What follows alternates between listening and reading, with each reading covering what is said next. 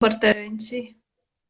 Oi, Felipe. Olá, Boa tudo noite. bom? Tudo bem? O pessoal está Tudo entrando bem. aqui para a gente conversar sobre gestão trabalhista nas academias. Em primeiro lugar, muito obrigada por aceitar o convite para ser um dos professores da Escola Gestão Fitness, para falar sobre a área jurídica das academias, que é um assunto tão importante. Muito obrigada por aceitar o nosso convite. O curso Imagina, ficou sensacional. É um que bom. assunto que é difícil, né? É pesado, a gente não está acostumado com esse tipo de tema. Muitos gestores terceirizam esse tema, mas por mais que não seja a nossa especialidade, né? É importante ter esse conhecimento até para poder contratar os profissionais corretos para fazer todos esses trâmites. Então, eu te agradeço muito, muito obrigada mesmo. Prazer estar aqui com você. Então, Felipe, fala um pouquinho de você, para o pessoal te conhecer um pouquinho mais, o pessoal que está assistindo a gente aqui. Tá bom. Primeiramente, desculpa a minha voz aí, mas é que hoje, final do dia, depois de. Então, estou desde 7 horas da manhã dando consulta, consulta, reunião, reunião, já estou praticamente quase que sem voz, Imagina. mas eu ainda espero conseguir aqui responder aí algumas dúvidas de vocês e poder contribuir aí com esse processo de retomada. Bom, para aqueles que não me conhecem, eu sou advogado, consultor jurídico e sou fundador de um projeto, numa espécie de um sistema de consultoria especializado para o desenvolvimento e suporte de gestão de academias, justamente voltado para esse processo de regularização, desenvolvimento, profissionalização e redução de custos e despesas das empresas, principalmente do segmento, né, de clubes e academias, que desde o meu início da minha carreira eu vim percebendo que existia uma deficiência muito grande dentro do entendimento dos empresários, dos investidores, dos gestores, de uma forma geral do segmento, de conseguirem associar o aspecto comercial com o aspecto gerencial dentro da esfera jurídico-administrativa. Então, eu acabei desenvolvendo aí isso em 2008 e venho até hoje aí já construindo uma história aí, dando suporte já a muitas empresas durante esse período e graças a Deus até hoje uma retórica positiva aí. Legal, legal. Então, Felipe, a gente vai começar, né, falando sobre gestão trabalhista, que é um dos pontos, vamos dizer, um dos calcanhares de Aquiles da academia, né? É um ponto complicado, acho que para muitos negócios, acho que para todo negócio esse é um ponto muito importante que as pessoas acabam negligenciando e só lembram disso quando dá problema. Então, a intenção do curso na escola, dessa orientação para os gestores, é que eles se antecipem, né? Que regularizando tudo, você evita problemas. Olha, o Flávio, que também é professor da escola, entrou agora e falou: ó, excelente suporte, porque Legal. antes de ter o curso na escola, você já estava no nosso grupo, no WhatsApp, e ajudando Isso, o pessoal nesse momento, né? com certeza. Dando uma Obrigada. contribuição aí, uma cotinha de contribuição para poder diminuir um pouco aí o desespero do pessoal, né? A gente precisou se unir, né, nesse momento para ajudar, e a sua ajuda foi imprescindível ali no grupo, o pessoal precisou de ajuda. Um Fofão, boa noite, Fofão. Então vamos Opa, lá, começar. vamos lá, Vamos vamos começar. sim. Entrou mais um pouquinho de gente aqui, vamos começar a falar então. Bom, primeira coisa, acho que é começar pelo básico, né? O que é gestão trabalhista numa academia? Então, Thaís, sabe o que acontece? Você estava falando aí, né, que essa parte trabalhista é o calcanhar de Aquiles das empresas e que não é só do segmento, de outros, mas eu vou dizer uma coisa para você. O que a gente precisa primeiro entender qual é o nosso fator de produção principal dentro de uma academia. É importante ter o estabelecimento, é importante você ter um maquinário bacana, você ter um bom marketing, mas dentro de um aspecto geral, a empresa, a academia, ela é uma prestadora de serviços. Então, a partir do momento que ela é uma prestadora de serviços, o principal fator de produção é a mão de obra. é quem presta os serviços, é a mão de obra. Então, assim, não é nenhum equipamento, uma indústria ou um comércio que você tem o produto como principal ponto de ênfase ali de desenvolvimento para poder ter um bom resultado. Então, a academia, ela depende, tanto que a gente tem aí algumas situações que as pessoas discutem de que, por exemplo, o sistema, as low costs iriam chegar, iriam acabar com a academia antiga, no modelo antigo, e não foi essa a verdade. Ela veio, se firmou como uma alternativa, mas as outras empresas que têm um atendimento como principal ponto de referência, continuou existindo, tanto que, na verdade, ela veio trazer uma espécie de seleção, na verdade. Aqueles que tinham bom serviço, a gente vê, às vezes, academias pequenas de bairro, mas que têm um excelente serviço, uma excelente identificação com o cliente, e, na verdade, até melhorou. Tem muitas aí que até melhoraram, porque enquanto era novidade, as Smart, as pessoas iam, tinha muita gente que não se identificava e voltava, entendeu? Então, assim, na verdade, o que a gente veio enxergar é que a importância da gestão trabalhista, ela está justamente direcionada e ligada a essa circunstância. Se você é um prestador de serviço e a sua academia ela tem essa característica como base, você precisa entender todos os atos que são praticados, todos os procedimentos que são necessários, que estão previstos em lei, para que você possa desenvolver a gestão dela da forma correta. E aí isso entra dentro de um aspecto muito mais administrativo, que a gente chama isso no direito de rotinas trabalhistas, e que fica ali no meio, entre o departamento pessoal, né, que é desenvolvido pelas contabilidades, e efetivamente pelas orientações jurídicas. Tanto que hoje, tudo que você fala de DP, as contabilidades elas precisam ter uma orientação de uma IOB, de um setor específico dentro dos conselhos regionais de contabilidade que oferecem esse suporte de orientação em relação a procedimentos de rotinas trabalhistas. E esses procedimentos eles estão previstos em leis acessórias. São leis que são tão curiosas que até advogado que se forma, faz uma especialização e tem lá o título, eu sou pós-graduado em Direito do Trabalho e Processo do Trabalho, ele não sabe. Essas questões todas que são detalhes de procedimento em relação à previdência, em relação a programas de alimentação do trabalhador, para concessão de benefício, circunstâncias que são em relação à norma de segurança e medicina do trabalho, que são, assim, fundamentais. Até hoje, eu ainda tenho empresas que eu pego e, por exemplo, as pessoas às vezes chegam aqui para fazer uma defesa de um processo. E é um pedido de insalubridade, de um auxiliar de limpeza. E aí eu pego e peço as documentações necessárias. E aí a pessoa, quando vai me mandar, fala, peraí, o que é PPRA?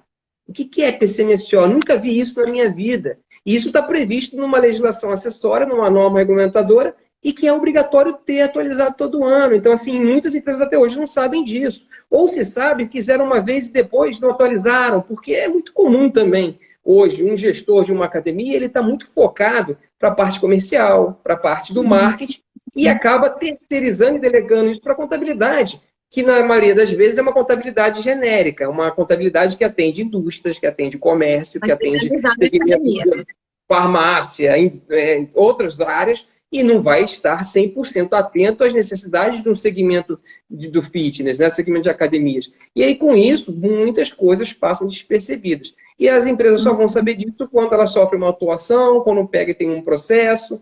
E aí a importância de você ter o conhecimento das suas obrigações como gestor trabalhista dentro de uma academia é justamente quais são as principais dessas, pelo menos, as básicas, até para que você saiba como cobrar da sua contabilidade, fazer corretamente os procedimentos previstos em lei, né?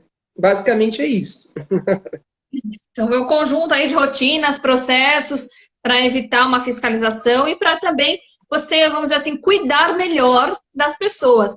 Você sabe que enquanto eu estava assistindo às suas aulas, eu me identifiquei assim muito com o curso que a Cris Santos tem, onde ela fala de gestão de pessoas, né? Ela fala de pessoas, que é uma coisa muito ligada à outra. A importância que você dá para as pessoas, né? Em vários aspectos, não só de motivação e tal, mas você ter a sua academia regularizada com as pessoas também faz parte disso, de você ter um processo completo.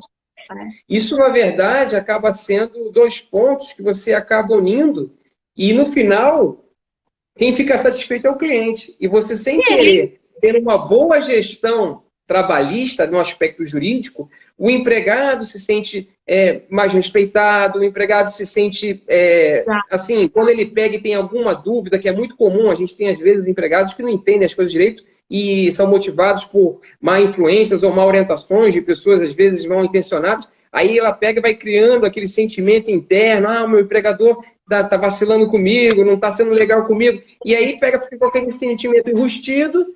Quando cria qualquer tipo de problema, o cara começa a se desmotivar, começa a se frustrar. Agora, se ele pega e o gestor, ele tem noção de como as coisas funcionam, ele percebe aquele comportamento estranho do funcionário, ele chama para uma conversa e traz para a consciência e explica, olha, você está tendo um pensamento errado, a lei diz isso, é assim que funciona, é assim. Ele acaba trazendo um funcionário para junto de você através de um aspecto de desenvolvimento do entendimento correto das coisas, né, da consciência. E a partir desse momento ele vai estabelecendo uma integração, uma cooperação no desenvolvimento da atividade ali. E com isso, o empregado estando satisfeito e consciente, ele não vai criar essa frustração interna, ele vai acabar prestando um serviço de melhor qualidade que no final o próprio cliente vai sentir isso. Isso é natural, né? Isso acontece de uma forma natural, um efeito cascata nesse sentido, né?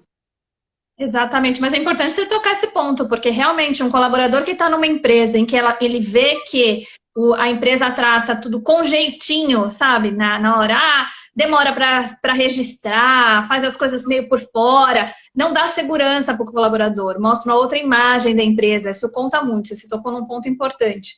Né? Não, e hoje todo mundo tem informação na palma da mão. Você pega um celular, qualquer coisa que você pesquisa no Google, vem. Só que eu estou assim, eu sou advogado consultor. O que eu mais faço, às vezes, é esclarecer abobrinhas que colocam na internet. E outra coisa, direcionar a pessoa para a aplicação prática daquela informação que ele pesquisou na internet.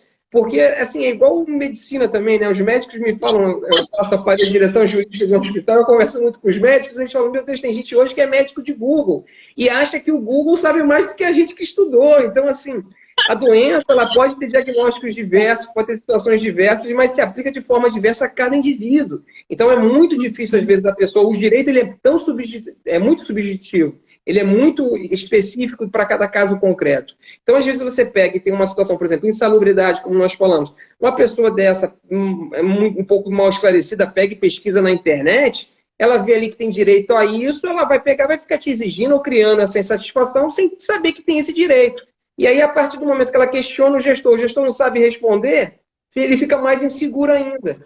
E hoje também a gente sabe que a maldade corre solta, né? A pessoa, ao invés de pensar que ali, isso eu canso de escutar. É muito comum o empregado pensar, ele está dizendo que está com dificuldade financeira, ele está dizendo que não tem como pagar a gente, como não tem como fazer, que não faz isso, não faz aquilo. Mas olha lá, está viajando, está tirando foto. As pessoas elas sempre levam tudo para uma retórica negativa e acaba criando esse tipo de problema de divergência, de insatisfação, aquela coisa do lado A contra o lado B, que sempre a gente sabe que existe, dos empregadores versus empregados. Então, assim, você já tendo a iniciativa de tomar conhecimento de como funcionam esses atos e aprendê-los a aplicar na prática, trazendo os empregados para você dentro do entendimento de como a lei manda fazer e como você está fazendo o respeito que a lei manda, você acaba tendo um pouco de autoridade, você vai criando um pouco de autoridade e trazendo o respeito do empregado em relação à gestão que você desenvolve na tua academia. Eu acho que isso que é a importância principal da gestão trabalhista. Com certeza, com certeza. O pessoal está te elogiando aqui, ó. Sabe muito, doutor. O pessoal está te elogiando. Legal, o pessoal está gostando. Bom, vamos lá para então. Esclarecido isso, né? O que é a gestão trabalhista? Qual que é a importância da regularização? Quais são as vantagens de uma empresa estar regularizada? Porque, como empresária, e muitos que estão aqui são donos, são gestores, a gente olha a regularização como uma coisa que encarece tudo. É uma coisa que vai custar. Regularizar custa. Só que tem um outro lado, não regularizar dá prejuízo também. Então, esclarece pra gente aqui quais são as vantagens e a importância da regularização, para desmistificar um pouco isso. A história em si e o jeitinho brasileiro, né, ele acaba criando aquela situação de que quem é regular, quem faz tudo certinho, acaba pagando pela maioria que faz tudo errado. Porque existe um pouco de dificuldade do Estado, dentro da sua estrutura, de fazer o processo fiscalizatório dentro da intensidade que é necessária, para que efetivamente repreenda aqueles que são sonegadores, aqueles que não aplicam a lei da forma correta. Então, o Estado ele não consegue ter uma estrutura sólida em relação a isso. Ele também não tem muito interesse, porque existem vários segmentos, que são os grandes segmentos, que se você quiser fazer um processo de fiscalização e ir lá procurar, sempre vai achar uma irregularidade. Então, a gente sabe que existe também, dentro da nossa retórica política, um movimento muito intenso e grande. A gente vê hoje situações que estão cada vez mais expostas, e isso é ótimo, né? A gente vivenciando em situações de desembargadores que são filmados fazendo absurdos e perdendo a sua autoridade, tendo que voltar atrás e pedir desculpa. Essas situações que a gente está vivendo do Lava Jato. Hoje, cada vez mais, a gente escuta deputados e gente sendo preso, autoridades que são criminosas sendo pegas, né? E respondendo pelos seus crimes. Então, isso é um processo de revolução que a gente está vivendo.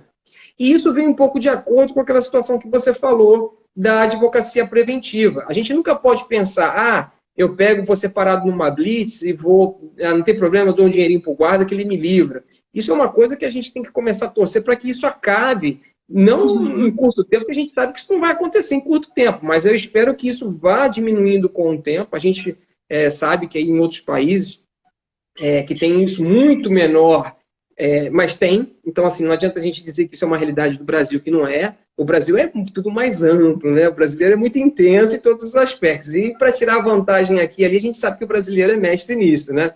É pós-doutorando nisso, né? E a gente vivendo essa situação, qual é a vantagem hoje de você entrar nesse movimento da regularização, da sua gestão trabalhista? A gente precisa primeiro desmistificar essa informação de que você ser regularizado significa que você vai pagar caro. Isso é uma coisa que tem que ser desmistificada, porque hoje o que nós precisamos é desenvolver o nosso conhecimento para montar melhores planejamentos. A gente tem as leis, nós temos as resoluções e nós temos as situações que a gente consegue adequar. Porque, na verdade, a partir do momento em que você começa a regularizar a sua empresa, você começa a ter outros mecanismos que você consegue implantar dentro de um bom planejamento para poder também reduzir os encargos. Muita gente hoje, a gente vai falar mais para frente especificamente, mas, assim, situações onde hoje a gente pode implantar a terceirização de uma forma regulamentada por conta dos mitos passados, hoje a gente ainda fica preso e muita gente não faz com medo. Pelas situações das cooperativas que tiveram aí... surgiu a lei da cooperativa, um exemplo. O pessoal, ao invés de usar a cooperativa para coisa positiva, que é desenvolver a cooperação em si das atividades na prestação de serviço para todos os outros segmentos, começaram a usar a lei para fraudar as leis trabalhistas. Então, assim, ao invés de usar a cooperativa para fazer o que é bom, o pessoal faz para fazer o que é errado. E aí virou uma moda que queimou o filme da cooperativa. Hoje você não vê ninguém mais falar de cooperativa. Se não for cooperativa de táxi ou cooperativa de seguro, essas coisas, você não vê mais falar sobre cooperativa. E é justamente por conta da má utilização do que a lei tem. Então, assim, o aspecto nosso do desenvolvimento, eu acho que isso é uma coisa que tem que ser, não é só no gestão fitness, eu acho que isso sim tem que servir pelo Sebrae, o Sebrae começar a desenvolver o processo de conscientização dos gestores, dos empreendedores que vão montar empresas de vários segmentos, se conscientizar em relação à importância da regularização. Porque o que você faz com a regularização? A partir do momento que você domina a lei, você aprende onde você pode utilizá-la da melhor forma. E isso a gente monta aqui no escritório aos montes. A gente consegue pegar e reduzir quadro funcional, consegue montar um quadro terceirizado, consegue montar um quadro de parceria comercial montando uma outra empresa dentro da tua empresa. Por quê? Porque a gente domina a lei, a gente sabe como fazer um processo de planejamento gerencial dentro de uma academia. E com isso a pessoa reduz seus encargos, a pessoa pode pegar e simplesmente um setor onde ele não está conseguindo dar atenção, ele pode pegar e arrendar, fazer um processo de sublocação e aí entrar uma pessoa mais disposta e com um pouco mais de foco no serviço e aquilo levantar. E assim existir um processo de cooperação entre duas atividades. E aí entra justamente a necessidade de você saber onde você está pisando e como você está pisando e como você está fazendo. Porque também tem aquela questão de que se você faz um pouco... É muito comum, tem gente que vem aqui e paga uma consulta para poder me pedir uma orientação, eu pego e dou a orientação, aí a pessoa sai daqui do escritório, vai no Google, baixa lá um modelo de contrato e acha que assinou o contrato, está tudo certo. Aí depois bate a fiscalização, toma uma multa, entra com ação na justiça, toma uma condenação, e diz, pô, o doutor Felipe me orientou errado. Isso acontece aos montes. É a história do cara que acha que gestão jurídica é igual receita de bolo, que tu pega a receita na internet, junta os ingredientes e vai ficar. E mesmo assim não fica bom igual do mestre, né? Do chefe. Não fica. Ainda fica mais ou menos. Você tem que fazer umas 10 vezes para poder ficar bom. Então, eu costumo dizer que a vantagem de você ter essa regularização na sua empresa, ela é esse ponto de partida. Porque depois disso, você consegue ter segurança para poder reduzir despesas, você consegue desenvolver, assim, a gente faz aqui uma implantação de uma chamada política remuneratória. Como é que eu faço uma política remuneratória? Tem muita gente que quer implantar uma comissão, aí deixa a comissão por fora, aí quer implantar um benefício, aí faz o benefício de uma forma que ele é salário, não é benefício. Enfim, as pessoas elas querem fazer as coisas sem o conhecimento de como tem que fazer e acaba fazendo errado. E aí depois fica exposto, aumentando o passivo, o risco, e aí toma uma fiscalização, toma uma ação trabalhista, não tem a documentação correta. Às vezes até faz o procedimento correto, Thaís, mas não se documenta. E aí a gente tendo o direito do trabalho, a gente costuma chegar numa audiência e mostrar o contrato, mostra o documento, e o juiz vai na testemunha, a testemunha diz o contrato, o documento não vale de nada e condena.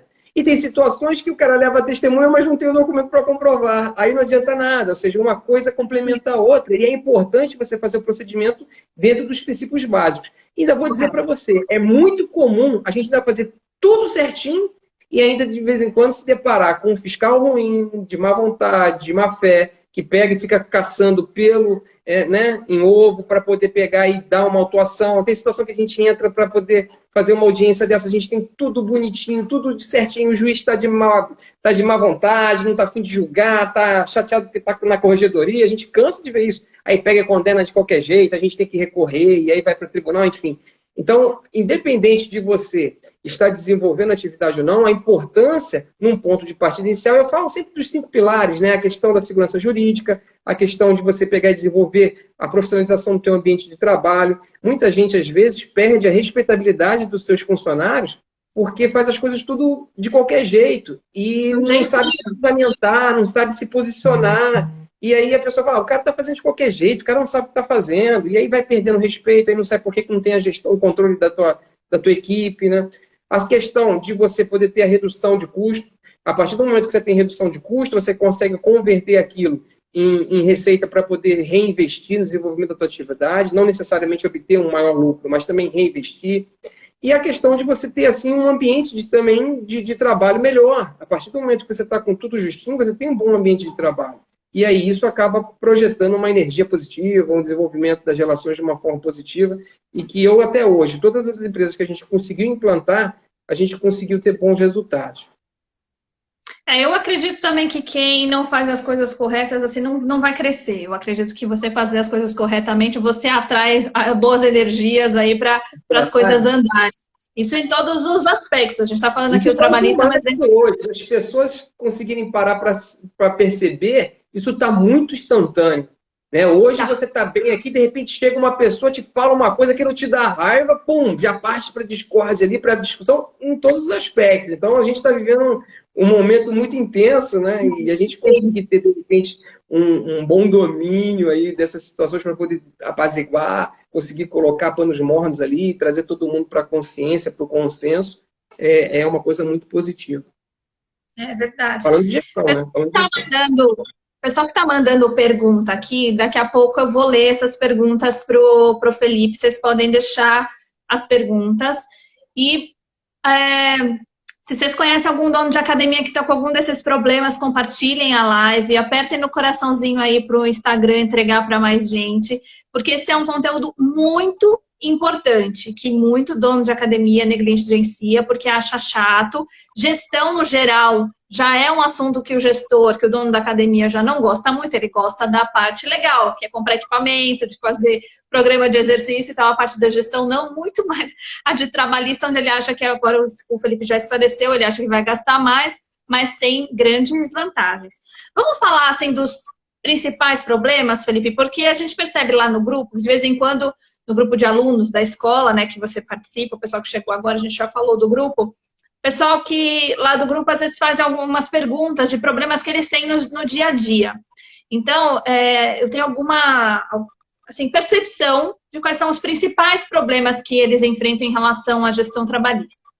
E uma coisa que também deu uma confusão uma época aí, principalmente depois que veio a reforma trabalhista, eu lembro que o personal podia ser MEI, depois não podia ser, deu uma confusão aí, quando é que ele pode contratar, quem são as pessoas que ele pode contratar com CLT, PJ, como é que tá isso hoje, né? Para ele não ter aquele problema, porque hoje ele tem muito medo de contratar alguém como PJ, porque ele fica achando que, mesmo que ele fizer tudo certinho, e você acabou de falar, mesmo às vezes com tudo certinho, dá-se um jeito de reverter a história, né? Ele contrata alguém como PJ, mas aí depois essa pessoa vai falar, não, eu não era PJ, não, eu tinha horário para trabalhar, eu era subordinado, e então as pessoas ficam com medo. O que você fala sobre isso?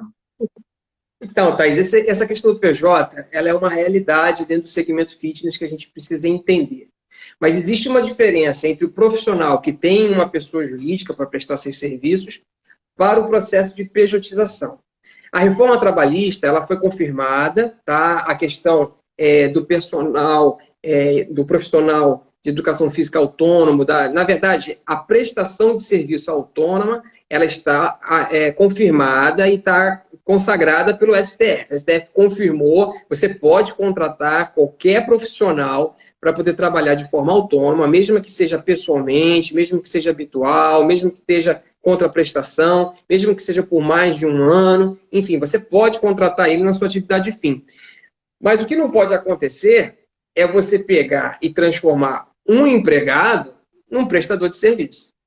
E quando é que a gente diferencia? Aí você me pergunta, doutor Felipe, mas qual é a diferença de um profissional de educação física empregado para um profissional de educação física prestador de serviço na atividade fim? Se é tudo a mesma coisa.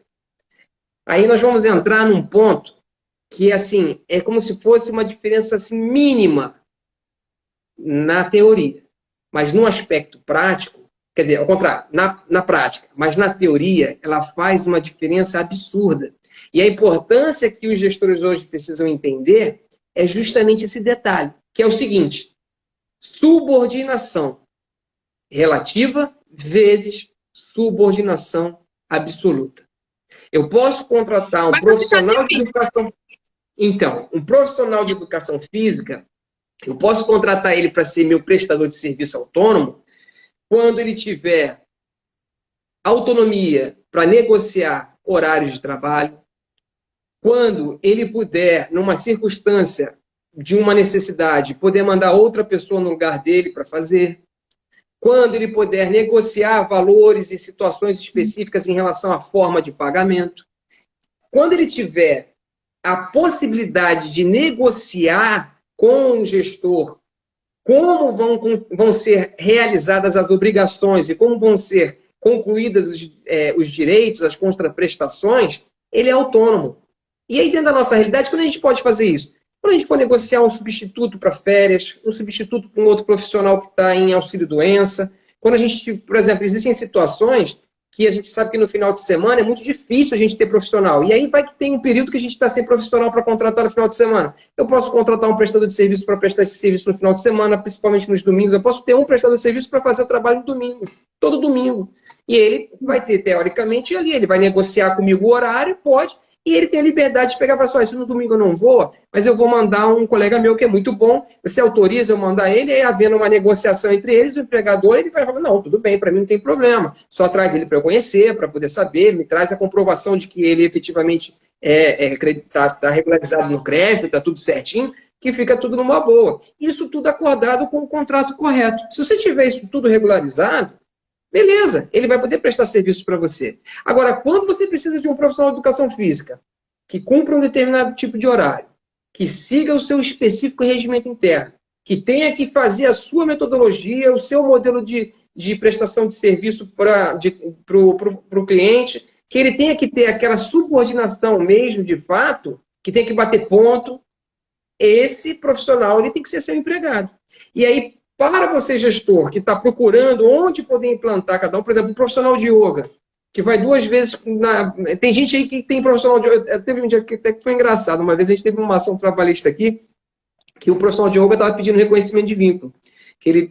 O dono da academia nem lembrava da cara do professor de yoga. Cara, eu acho que eu nem conheço o professor de yoga que dava aula já há 2 anos na minha academia. Tamanha autonomia esse profissional tinha. Então, preste atenção, olha só, esses profissionais de luta também, você tem profissional de luta, ele tem o nome dele, ele tem a marca dele, ele chega ali, nenhum dono de academia, nenhum gestor chega dentro ali do tatame e diz como é que ele tem que pegar e dar a aula dele. É muito raro você ter, quando tem, normalmente chega assim, poxa, eu tive aqui uma reclamação, e aí, pô, dá para você fazer assim, dá para fazer assado. Quando o gestor chega dessa forma, ele já não tem autonomia, entendeu? Ele já não tem a condição de pegar e impor a ele uma determinada subordinação. Então, acaba que esses profissionais que têm a subordinação relativa, você pode terceirizar sem dor de cabeça, sem preocupação, desde que faça tudo corretamente. A reforma ela veio assim, de uma forma muito boa, regularizar toda e qualquer relação que você faça. Inclusive, por exemplo, a gente tinha, antigamente, as parcerias comerciais que a gente fazia dentro do modelo do tipo sociedade em comum, pelo Código Civil, e isso sempre foi uma coisa assim nebulosa, porque nós não tínhamos mecanismos para regularizar aquela relação. Era uma dificuldade, a gente chegava na contabilidade, fazia reuniões, poxa, como é que eu vou ter um parceiro comercial que tem um contrato social em comum, um estatuto, como é que eu vou regularizar a situação dele aqui comigo, como é que eu vou fazer a distribuição de lucros? A gente não tinha isso regulamentado. Agora a gente tem, com a reforma, veio-se praticamente oficializar a relação de prestação de serviço, que ela pode ser paga de uma forma direta, um valor específico, por uma periodicidade, posso te pagar de 15 em 15 dias, posso te pagar semanalmente, posso te pagar mensalmente, eu posso pegar e te dar participação nos resultados. Aí, a partir do momento que eu coloco participação, essa prestação de serviço ela já ganha a natureza de parceria comercial. E como é que eu regularizo isso? Agora a gente tem o E-Social. Agora você pega e dentro da tua contabilidade, você faz uma folha de pagamento com os prestadores de serviço sem estabelecer vínculo empregatício. E ali você pega e faz o recolhimento das obrigações que antigamente era do prestador. O prestador é que tinha que emitir a chamada RPA, tinha que fazer o seu recolhimento, e o tomador tinha que ficar exigindo do prestador. Quem que exigia de prestador de serviço comprovação de que recolheu o ISS? Comprovação de que recolheu o INSS, que pagou o carnê-leão. Ninguém nunca exigia isso. O cara dava RPA lá, você acreditava e pronto. Aí na hora de pedir reconhecimento de vínculo, já era. Se tinha ali onerosidade, que a gente fala que são os elementos que vão efetivamente caracterizar aí o vínculo empregatício, a questão da pessoalidade, da onerosidade, da subordinação e da habitualidade, caracterizava o vínculo de emprego. E um prestador de serviço, ele presta serviço pessoalmente, então tem a pessoalidade, ele pega e tem a onerosidade, ele recebe pagamento, ele tem uma relativa habitualidade, e é pessoa natural ali dentro do contexto da relação. Acaba que, antigamente, tudo era vínculo empregatício. Agora não. Desde novembro de 2017 para cá, nós conseguimos agora ter ferramentas e mecanismos que regularizam essa situação. E aí, o que vai acontecer? Vai diminuir a ação trabalhista? Vai. Vai. A partir do momento que você faz um contrato direitinho com a pessoa, que você negocia tudo direitinho, e na prática, você faz a manutenção do que foi efetivamente convencionado no contrato, quando chegar lá na hora lá da audiência, se uma pessoa dessa pediu reconhecimento de vínculo, você vai só comprovar que você fez tudo certinho, o juiz vai falar, meu querido, não tem nada para te dar, vou ter que te dar em procedência, ele fez tudo certinho. Entendeu? Então, a tendência da gente, com o desenvolvimento desse conhecimento e das aplicações corretas desses procedimentos, vai viabilizar muita redução de custo. Essa questão dos encargos trabalhistas, outro dia a gente teve uma reunião aqui de uma pessoa que ela pegou, tinha um contrato de prestação de serviço, estava tudo certinho, aí na hora de ser mandado embora, ele estava querendo os direitos dele.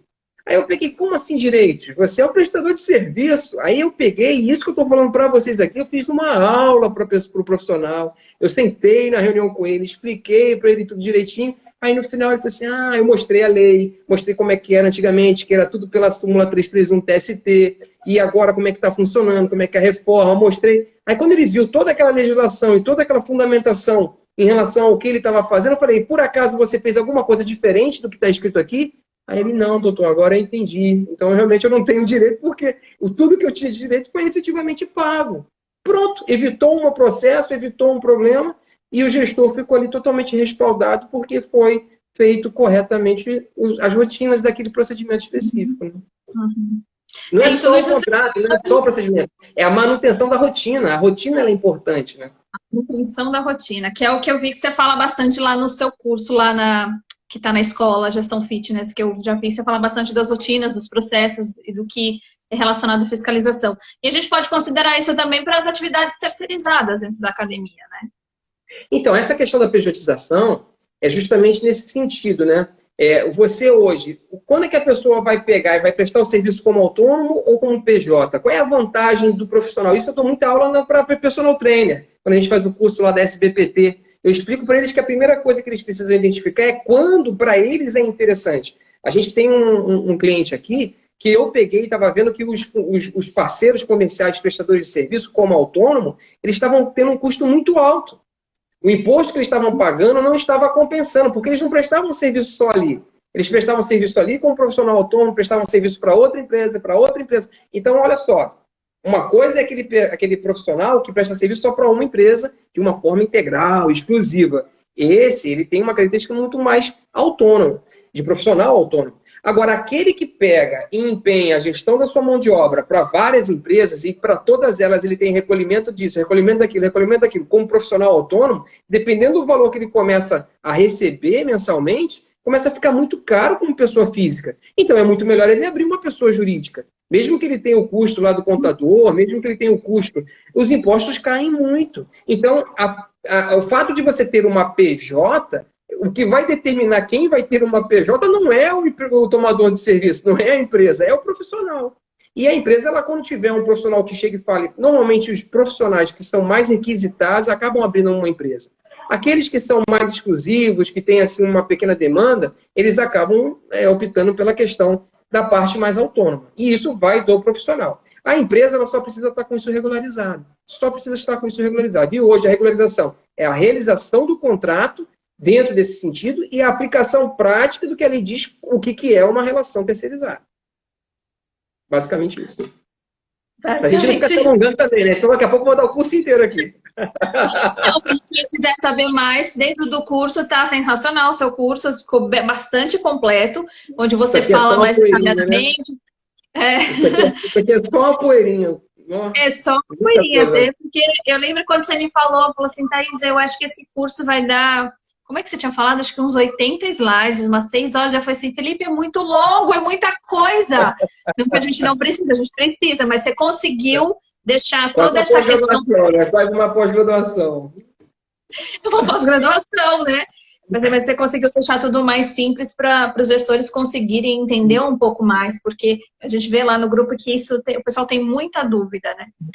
E a gente estava conversando também sobre uma coisa que acontece, e você fala isso no curso, na relação que é o contador hoje em dia, e você estava falando, né? O contador, ele abraça uma parte da parte trabalhista, mas que às vezes ele não consegue dar andamento, né? Então tem esse problema também. Então, os profissionais corretos que você precisa contratar para cada processo dentro da sua academia. Você fala lá do contador, do RH, do departamento pessoal, né? Isso também, que você tem alguns problemas por conta da falta de informação de alguns profissionais, né? Então, olha só, Thaís, a gente tem um universo enorme. Quem vive a experiência de gerir uma empresa, são muitas informações.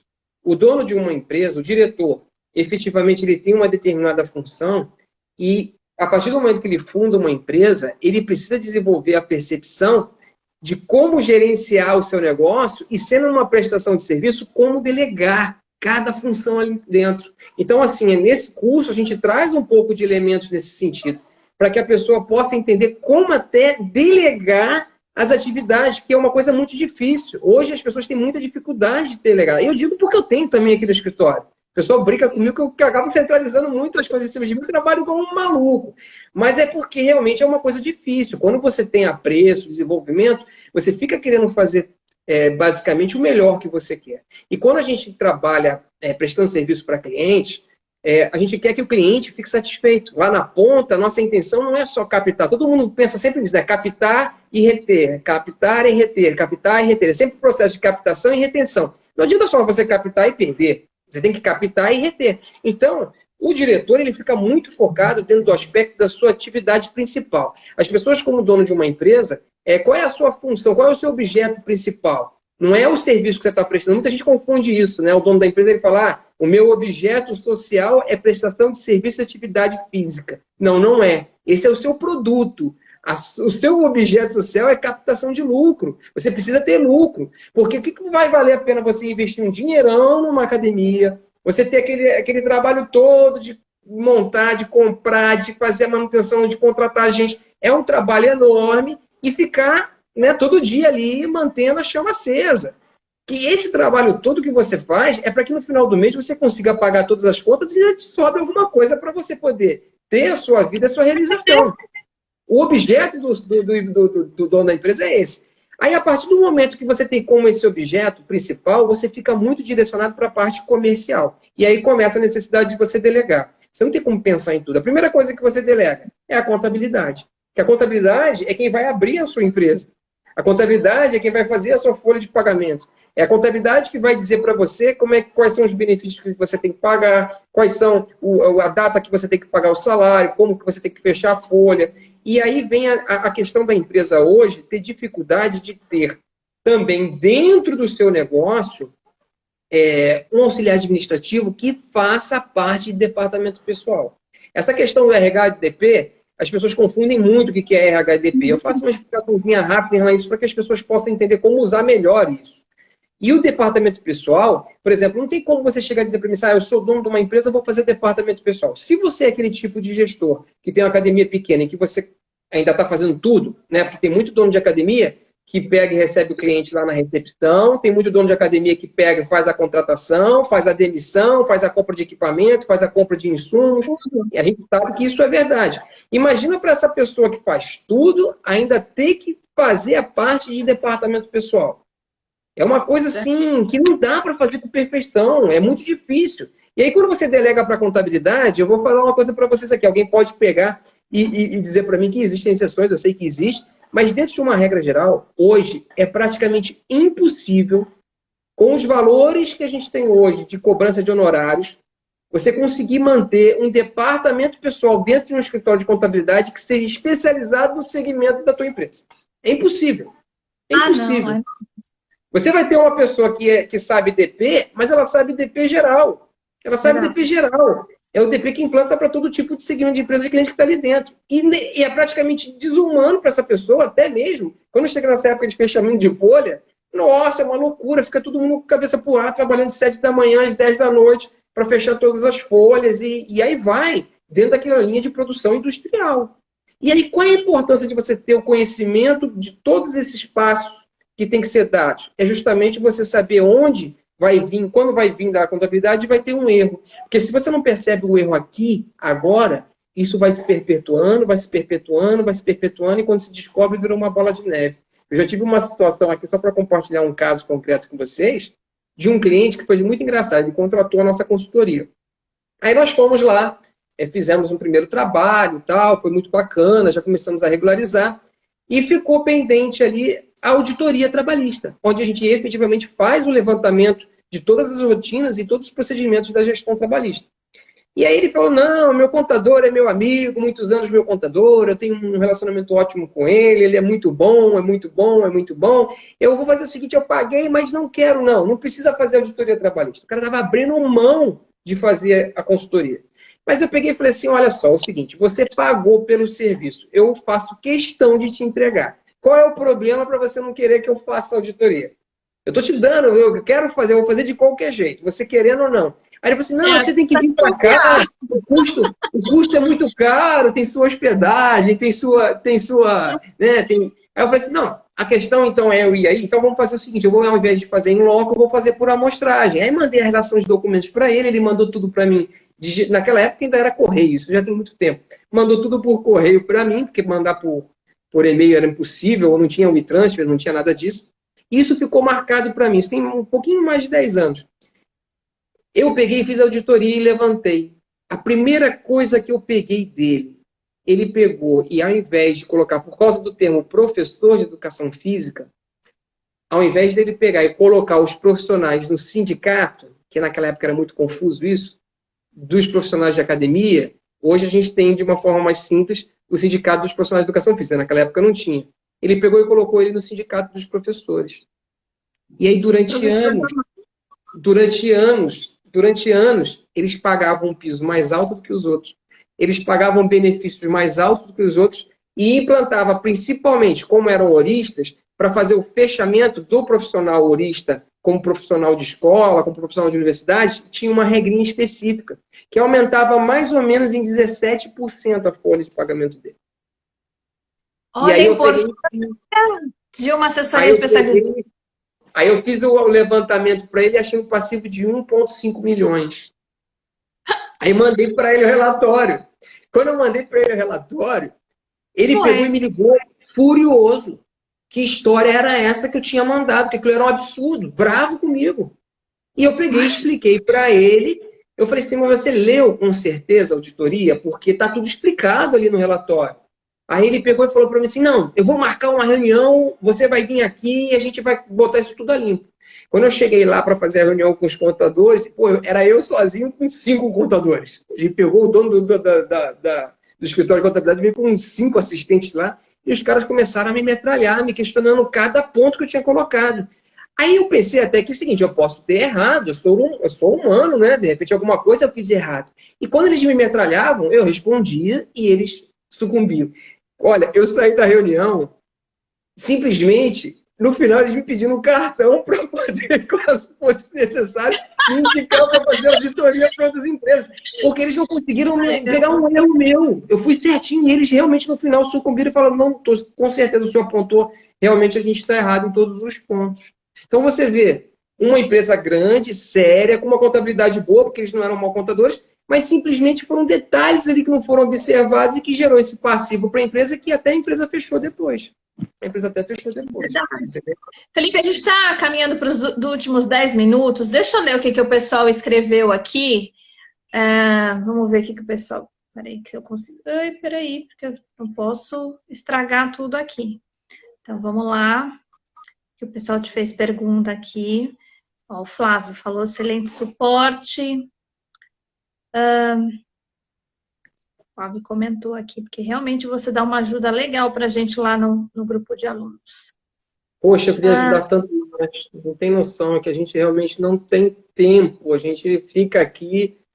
Eu digo que quando liga, eu tenho que primeiro tomar café com calma antes de pegar e ativar o WhatsApp, antes de ligar o Sem computador. contar que, assim, não para. além de você ter ajudado os alunos, você me ajudou bastante, né? A gente fez aquela live sobre o layoff, você orientou, me orientou com essa parte da educação, né? Da qualificação profissional para as empresas que entrarem em layoff, você ajuda bastante o mercado. O pessoal te elogiando aqui, ó, sabe muito. Como ficam as empresas para as próximas contratações? Não entendi bem essa pergunta, você entendeu? Essa pergunta está bem genérica, né? Como ficará a empresa para as próximas? Eu acho que seria em relação à situação da pandemia aí, como o pessoal está, é isso? Porque a gente chegou... Deixa eu ver se tem mais alguma pergunta além dessa. Ó, parabéns. Seu trabalho tranquiliza os donos de academia. Parabéns, o Flávio. Mas o objetivo é esse mesmo, é trazer tranquilidade para as pessoas, justamente porque o gestor no seu dia a dia ele não consegue ver esses detalhes. É a partir do momento que a gente está ali auxiliando ele a enxergar, né, acaba que a gente traz muita tranquilidade mesmo, é verdade. Então, Flávio é o professor da escola também, do curso de aquáticas, de gestão de escolas de natação, e ele falou assim, meus clientes se sentem seguros com o trabalho da Cadjures, que é a empresa do Felipe. A organização do Felipe. Mas esse momento que a gente está passando, esse assunto vai longe. Parabéns, Felipe, obrigado pelo profissionalismo. Está sendo fundamental. Grande aquisição, Thaís. Ai, gente, beleza, obrigado. Eu tenho muita sorte de trazer hoje só gente fera para a escola. O Fão fez uma pergunta aqui. Fiquei sabendo pelo presidente do Confef que a maioria das academias não estão registradas, enquadradas como setor de saúde, por isso que não estão abertas prioritariamente. Por conta aqui da pandemia, não estão registradas como setor de saúde, por isso que elas não puderam abrir. Você sabe alguma coisa sobre isso? Isso aí teve uma discussão muito grande em relação a isso, inclusive até o presidente pegou e incluiu a atividade de academias como atividade essencial. Na verdade, antigamente não existia esse enquadramento. A partir do momento que nós tivemos esse decreto, incluindo a atividade de academias como atividade essencial, nós vamos começar a sentir os efeitos disso agora, daqui para frente. Porque o que acontece? A atividade essencial, como o próprio nome diz, é aquela que é fundamental para as necessidades básicas do cidadão dentro da sua existência ali em comunidade. Então, assim, considerando que a atividade de esporte cada vez mais está se tornando, de atividade física está se tornando cada vez mais importante e reconhecida como necessária para a manutenção da saúde das pessoas, todo mundo brinca. Aí a gente cansa de ver meme, né? Pós-pandemia, todo mundo, né? A família após a pandemia, todo mundo engordou, todo mundo sedentário em casa, só comendo, brincando. Né? Gente deprimida, a gente deprime, come também mais, né? Fica ali frustrado, preocupado, nervoso, ansioso. Então, assim, a atividade, com certeza, atividade física, com certeza ela veio agora com esse decreto a ter um outro foco, e que isso é uma coisa que já tem tempo que as empresas do segmento, muitos estúdios, muitos profissionais de educação física tentam trazer a atividade física não para a parte esportiva necessariamente, mas para a parte do bem-estar, do wellness, né, que a gente vê muito aí associado a questões de pilates, questões de fisioterapia, atividade funcional, todas essas atividades, assim, tem uma atividade que é fantástica, que é a parte de recuperação cardíaca, que vem associada à atividade física. A gente tem um trabalho desenvolvido através de um cardiologista e um profissional de educação física em conjunto, fazendo exercícios específicos para poder fazer o processo de desenvolvimento da capacidade cardíaca de pessoas que são cardiopatas. Então, assim, não tem como hoje você pensar mais em atividade física desassociada da área de saúde. Então, na verdade, essa dificuldade que o Fofão está falando que existiu foi antes desse reconhecimento, que já é uma luta antiga, e que agora, com esse decreto do presidente, a gente acredita que vai começar a desenvolver esse processo de reconhecimento, e aí vai depender de como isso vai fluir com o tempo. Porque a partir do momento que você entra também na atividade de saúde, não é só bônus, vem muito ônus também, né? Porque a gente costuma ter uma atuação um pouco mais direta da vigilância sanitária. Os alvarás vão mudar também. A partir do momento que você tem um alvará para o desenvolvimento de atividade que é pela saúde, que é uma atividade de saúde, você tem que ter uma espécie de autorização da Prefeitura e da Vigilância Municipal especializada, e que tem um pouco mais de rigor. Então, assim, a gente tem que ver como é que isso vai desenvolver a partir de agora, porque também isso tudo é muito novo, e não é ainda em condição de pandemia que a gente vai ter isso de uma forma desenvolvida mais concretamente. Eu acho que a gente tem que esperar aí esse período passar e as coisas irem desenvolvendo, porque também vai ter que ter várias modificações nesse sentido. A partir do momento que tem uma academia e coloca atividades de serviço de saúde, muda tudo. Você vai ter que fazer uma autorização na prefeitura, você vai ter que mudar seu contrato social na junta comercial e na fazenda, então vai vir outras obrigações que aí a academia também tem que começar a ponderar. Será que vale a pena eu ser reconhecido como da parte de saúde? Né? Eu sou diretor de um hospital e, olha, eu vou dizer, é complicado, hein? É Ministério Público, é Ministério do Trabalho, é fiscalização da saúde, da vigilância estadual e municipal, o tempo todo perturbando o hospital por qualquer coisa, qualquer coisa. Então é interessante a gente, depois com o tempo, amadurecer essa ideia, para que possa também entrar dentro do processo de regularização disso também, e efetivamente aquelas empresas que forem desenvolver mais a sua atividade no aspecto de saúde, também regularizar nesse sentido de uma forma que seja viável economicamente e comercialmente. Uhum. Ele está falando, é isso mesmo, né? Peraí, meu Deus do céu. Isso, as academias não têm alvará da área da saúde pelos ônus. Porque é importante a gente saber falar com quem entende, né? Porque a gente fica nessa de falaram, é Google e tal, que a gente pede esclarecimento para alguém que entende. A gente tem, olha, vai cair em 5 minutos, então vamos para as considerações finais aqui. Você ia até dar uma dica aqui para retomada, aí você já dá essa dica já aí para encerrar. E eu vou falar de novo, Felipe está na Escola Gestão Fitness, concurso de gestão trabalhista para academias, está sensacional, tá? Um curso completíssimo, focado em academia. Como o próprio Felipe falou, existem detalhes que são específicos para a academia. A escola toda foi feita para isso, né? Que trazer o olhar de profissionais, de consultores do nosso mercado, falando com o nosso mercado. Então, traz cases, traz detalhes que só existem no nosso mercado. Então, para quem quiser a escola, no escolagestãofitness.com.br. E eu quero agradecer já a todo mundo que participou. E, Felipe, muito obrigada também por você ter aceito o convite, tanto para ser professor da escola, quanto para fazer a live. E faça suas considerações finais. Você falou que ia falar alguma coisa aí para retomada da galera aí, para agora que na abertura da A gente tem que pandemia. tomar cuidado aí nessa retomada, prestar bastante atenção nessas questões que nós estamos vivendo hoje, das suspensões dos contratos de trabalho, pessoal que entrou em layoff. Se a sua empresa está no lucro presumido, verifica bem antes de sair do layoff, para trazer o seu empregado para redução e para suspensão da Lei 14.020, que é a lei convertida da MP 936, porque se você é pelo lucro presumido, acaba que tem algumas vantagens, especialmente na questão de encargos que foram previstos na lei anterior. Então, assim, é importante você fazer um bom planejamento.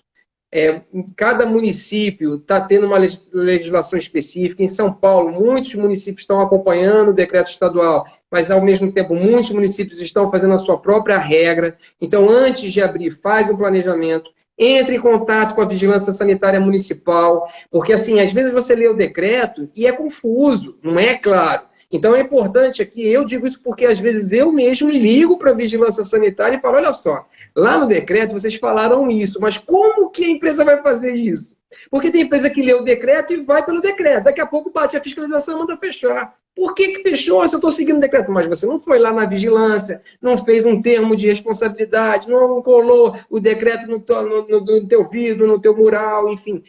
Cada município tem um regulamento próprio e é interessante você procurar essa informação para que você possa abrir corretamente.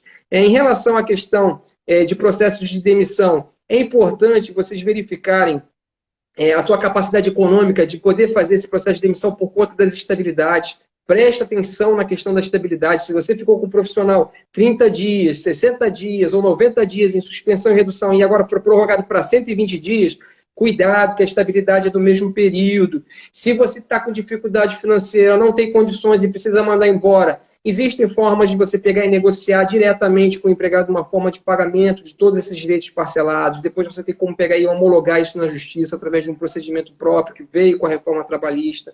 Então procure se orientar nesse sentido. Monte tudo de boa fé, de forma planejada, que com certeza vocês vão conseguir aí, se recuperar e conseguir devagarinho estabelecer. Preste atenção nos horários, nas restrições, preste atenção no pessoal que vai trabalhar. Existem muitas situações aí que é importante ver se a sua convenção coletiva também não prevê a possibilidade de redução da jornada e da redução dos salários, independente da concessão ou não do benefício. Existem algumas convenções que estão prevendo isso, principalmente para os profissionais que são horistas, que vão vir trabalhar dentro do período restrito e que não dá para cumprir a jornada anterior. Então, existe essa situação de você poder implantar dentro de um aspecto real e pagar efetivamente somente aquilo que é utilizado. Então, existem regras que são importantes de vocês estarem, basicamente, dentro de um contexto geral. São essas dicas que eu deixo aqui para vocês poderem conseguir aí ter essa retomada. Tá bom? O pessoal está elogiando bastante aqui, ó. Excelente live, sensacional, profissional, parabéns pela parceria. Faltam 28, 27, 26, vai cair a live. Gente, vamos para todos, força. E vamos seguir em frente, que atrás vem gente. Brigadão, Felipe, brigadão mesmo por todos os esclarecimentos, por todas essas dicas. Obrigada pela parceria. Obrigada, pessoal, que assistiu. Vou deixar a live gravada para vocês reassistirem, que tem muita informação. E vai cair. Boa noite para vocês. Um beijo.